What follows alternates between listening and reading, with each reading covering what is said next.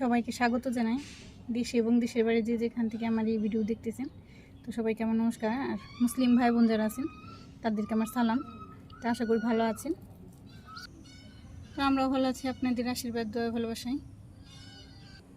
তো ভালো বলতে মোটামুটি ভালো, অতটাও ভালো না।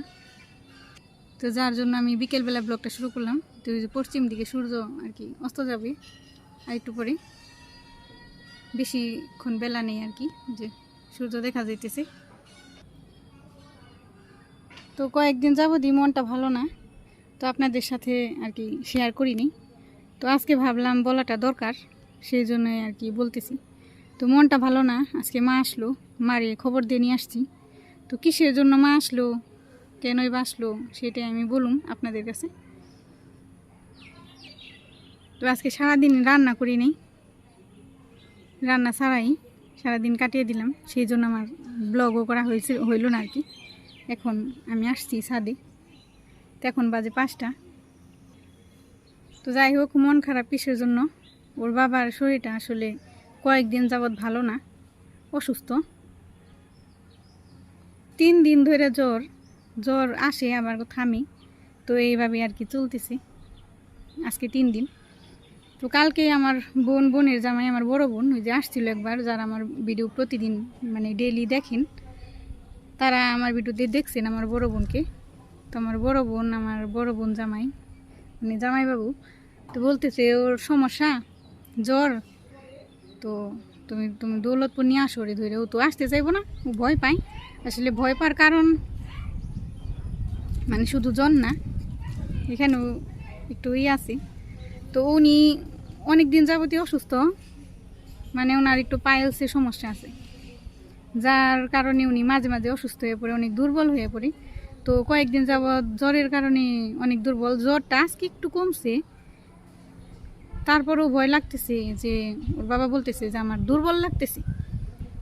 তো দুর্বল লাগতেছে হয়তো বা আমার বয়সের কারণে একটু সমস্যা হইতেছে, হয়তো বা ওনারও একটু সমস্যা লাগতেছে। সব কিছু তো আর বলা যায় না, অনেক সময় উনি লজ্জা পায়।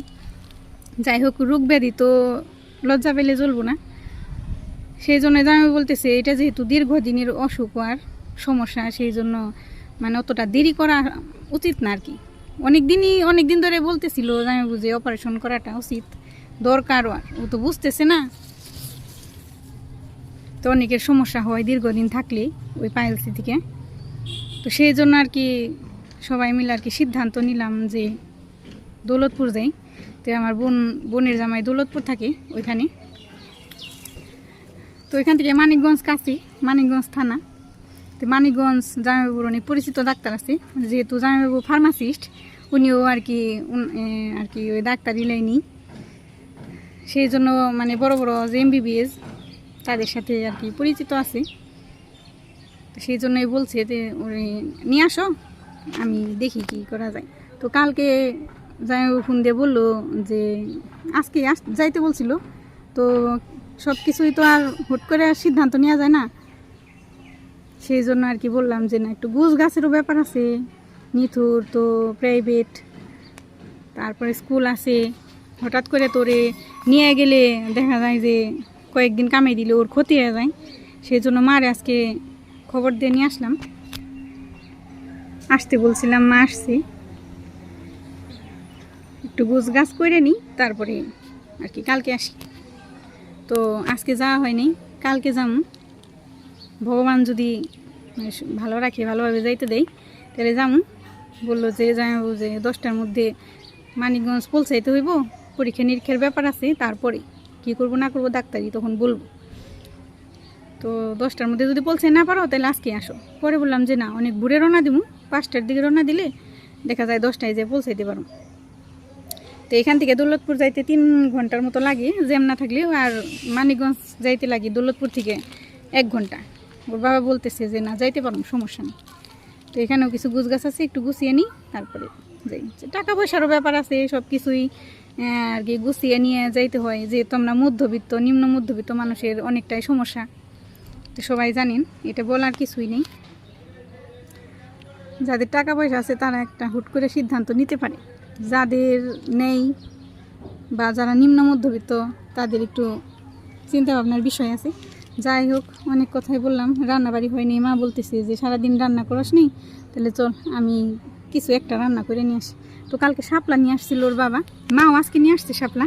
তো কালকের শাপলাটাই রান্না করুন পুঁটি মাছ দিয়ে। মা বলতেছে আমি রান্না করি, তুই একটু গুছিয়ে আই সাদি। তো চলে মা রান্না করব। তো ভিডিওটা আজকে আপলোড দিতে একটু দেরি হইব, তো আমাদের জন্য আশীর্বাদ করবেন।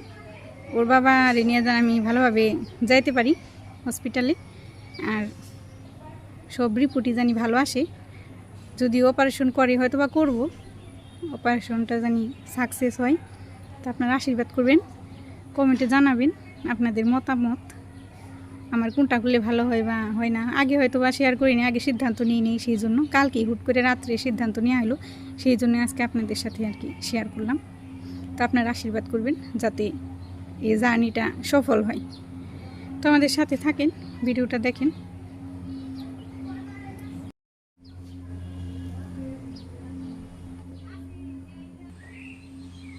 তো নিতু থাকবো মার কাছে, মা সাথে থাকবো নিতুর দেখাশোনা করবো, স্কুলে আনা নিয়া, প্রাইভেটে আনা নিয়া, মা থাকবো সাথে সবসময় নিতুর। সেই জন্য একটু টেনশন কম করতেছি, তারপরেও টেনশন হয় যেহেতু ওরে রেখে কোথাও এখনও ওইভাবে যাওয়া হয় না। তো মা থাকাতে একটু ভরসা, আর পূর্ণ আমার সাথে থাকবো। তো প্রতিদিনের ব্লগ আমি কী দিব জানি না, এখন ওইখানে যাম, আমাকে হাসপাতালে নিব কিনা বা আমি থাকতে পারুম কিনা আমি সেটাও জানি না, যেহেতু পূর্ণ আমার সাথে আছে। পূর্ণ অনেক ছোট, দেখা গেল অনেক সময় কান্না করে, ক্ষুধা লাগে, একটু বিরক্ত করি। যদি সম্ভব হয় তাহলে ওর বাবার সাথে আমি থাকুম, যদি সম্ভব না হইলেও মানে যতটুকু সম্ভব আমি দেখানোর চেষ্টা করুম, বা যেখানে আমি থাকি দেখানোর চেষ্টা করুম।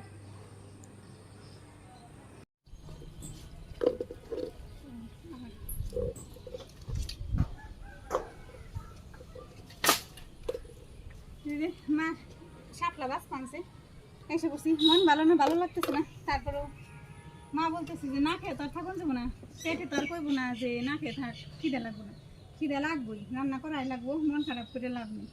তো এই যে মা কাটতেছে এসে, আমি মার সাথে বেঁচে দিই, তাই তাড়াতাড়ি হয়ে যাবে।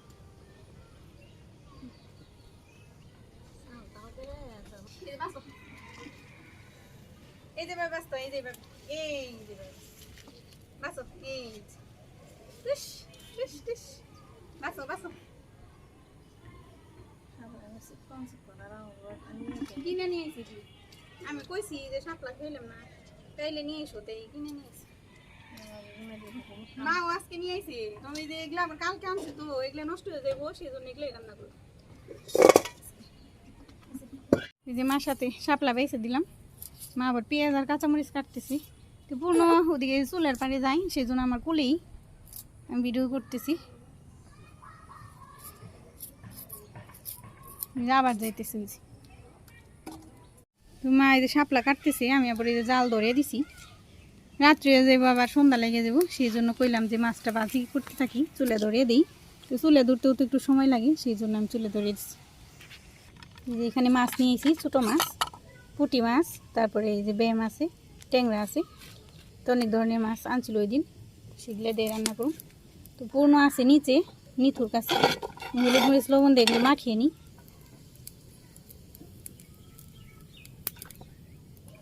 হলুদ মরিচ লবণ দিয়ে দিলাম,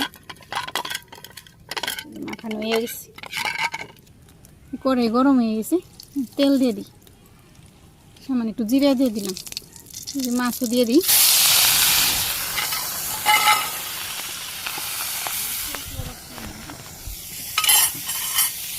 বুঝছে না মা?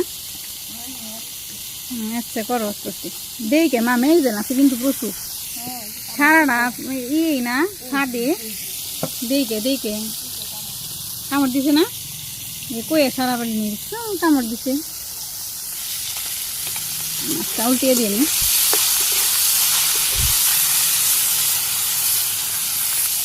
মাছ ভাজি প্রায় হয়ে গেছে, পেঁয়াজ দিয়ে দিয়েছি মাছের মধ্যে।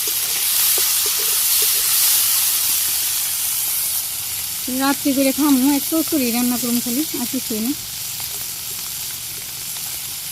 শাপলা কচুরিটা খুব ভালো লাগে, একটু করি দিয়ে খাওয়াইব।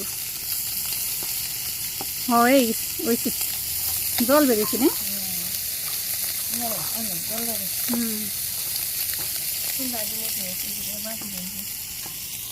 ওই যে গামলা আছে গামলা মাছ হয়ে গেছে মাঝি একটু ওদিকে শাপলাও রেডি মাছ চিপিয়ে দিতেছে মাছ ভাজি নামিয়ে নিছি আমি কড়াইও গরম হয়ে যায় তারপরে এদিকে শাপলা হয়েছে তেল দিয়ে দিব আমি কড়াইতে তেল দিলাম জিরে এই যে মা সুন্দর করে কেটে চিপিয়ে দিছে কত জোর জোর আছে এই যে সুন্দর হয়েছে আর একটু পেঁয়াজ দিয়ে দিলাম পরে গরম হয়ে গেছিল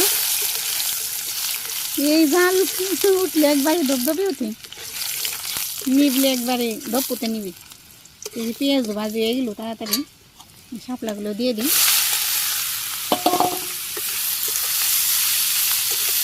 সুন্দর করে ঝরঝরা করে ভাজি করে নিই লবণ পরে দিই লবণ হলুদ মরিচের গুঁড়ে কাঁচামরিচ একটু পরে দিই মায়ের পেঁয়াজ কাটতেছে পেঁয়াজ কাঁচামরিচ সন্ধ্যা হয়ে গেল আর একটু পরে দেবো আজান দিয়ে দেবো শাপলা চুলাই দিছি তো চুলাই দিলে পরে একটা সেন্ট বেরোচ্ছে শাপলা আমার খুব পছন্দ শাপলা বটি তারপর সরিষা দিয়ে বটি এমনি বটি তাই না মা তারপর চরচড়ি আমার খুব প্রিয় আর ওই যে বুড়ে বাচ্চা আগে মানে বড়া আমরা বুড়ে বলছি মা বাবা বুড়ে বলছে সেই জন্য আমরা জানি ছোটোবেলা থেকে জানি যে শাপলার আর কি বুড়ে আগে মারে বলতাম না শাপলার বুড়ে ভাইজো মানে শলা দিয়ে গেতে গেতে তারপরে আর কি বড়া বাজে চালের গুঁড়ি দিয়ে বা ময়দা চালের গুঁড়ি দিয়ে বেশি ভালো হয় কষ্ট হয় চরচড়া একদম অল্প হয়ে গেছে তখন আমি লবণ দিয়ে দিই লবণ দিই নি একবার কমে গেছো জানে মা অল্প একটু হয়ে গেছো হ্যাঁ ভালো অনেকগুলো তো লাগলো মনে হইলো তুমি কইলে এতদিন রান্ধুক না মানে বুঝি নেই বুঝো নেই এখন দিয়ে একবার কমে গেছে সমস্যা নেই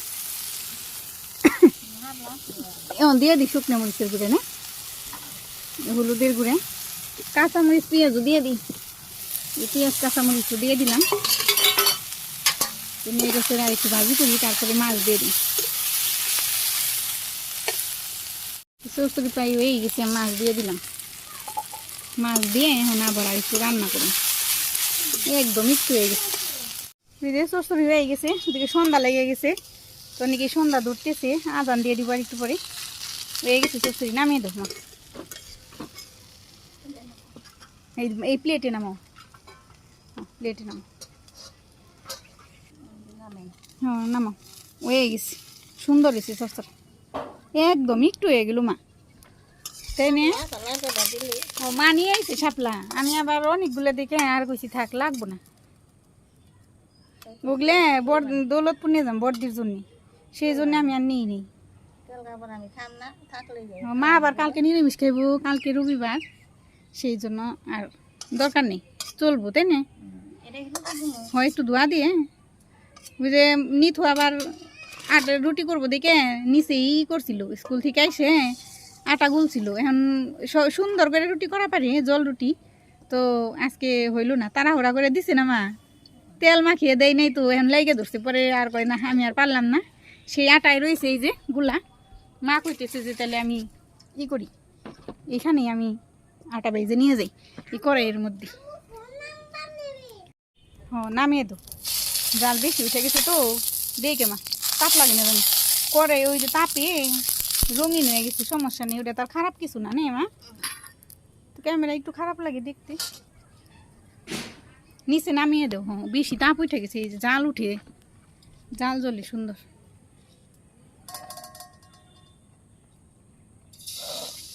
এখানে জল রুটি করবো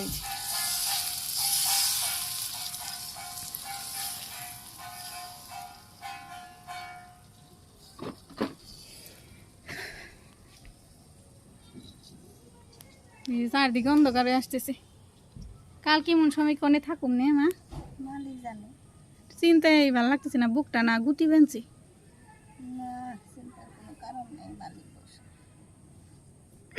কিসের জন্য জানি খালি কেমন জানি একটা টেনশন লাগে। পূর্ণ আরও ছোটো, ওর বাবা শোল ভালো না, জামু একটা কাজে, কাজটা ভালোভাবে হয়ে কী করে নিয়ে আসা পারি ভালোভাবে, তাহলে সে না। মা কয়টা হয়েছে রুটি? 5-6টা।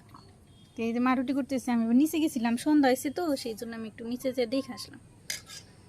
তো এই যে রুটিগুলো সুন্দর হইতেছে, পাতলা পাতলা রুটি, জল রুটি। তো চরচড়ি দেও, স্বাদ লাগবো। অন্ধকারই হয়ে গেল। এই যে মা রুটি ভাজা হয়ে গেছে, আমি আর মা রুটি দিয়ে চরচড়ি দেখাম এখানে, সেই জন্য একটু বাড়তেছি। কেমন হইলো রুটি চরচড়ি, খেয়ে দেখি। মানো ধর, বসো বসো, এটা নিয়ে বসো। মা গেমে গেছো গরম। তো রুটি ভাজা হয়ে গেল, আমি আর মা খাইতে বসলাম রুটি আর চরচড়ি। দেখি কেমন হইলো। তো পূর্ণর বাবার জন্য অপেক্ষা করতে গেলে অনেকটা দেরি হয়ে যায়। তো আজকে ভিডিও এতটুকুই, এখানেই শেষ দিমু, নইলে আবার লম্বা হয়ে যাব। তো আমাদের জন্য আশীর্বাদ করবেন, আমরা যাতে ভালোভাবে যাইতে পারি এবং পূর্ণর বাবার যেন সুস্থ করে আবার নিয়ে আসতে পারি। তো সেই আশীর্বাদই করবেন। তো রুটি দেখি কেমন হয়েছে চরচড়ি দিয়ে। মা খাও। ভালো হয়েছে, চরচড়ি দিয়ে অনেক ভালো লাগতেছে। যে মাও খাইতেছি, খেয়ে দেখো কেমন হয়েছে। চরচড়ি স্বাদ হয়েছে না? তো ভালো থাকেন সবাই, আজকের মতো বিদায়, নমস্কার, আদাব সবাইকে।